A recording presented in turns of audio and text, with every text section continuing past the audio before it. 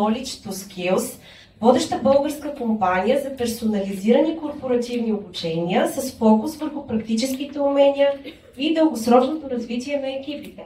Тази година при нас те представят най-новата си програма Академия за ефективни продажби Next Level Резилиентност, създадена специално за компании, които искат устойчиви резултати в търговските си екипи. Така, първа награда – корпоративен workshop на тема по избор, продажби, комуникация или мениджмънт, изцяло съобразен с нуждите на компанията победител.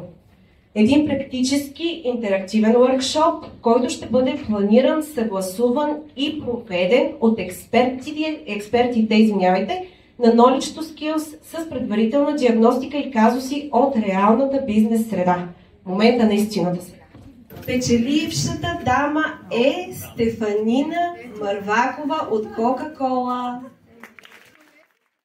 Втора награда. Индивидуална консултация за нов мениджър.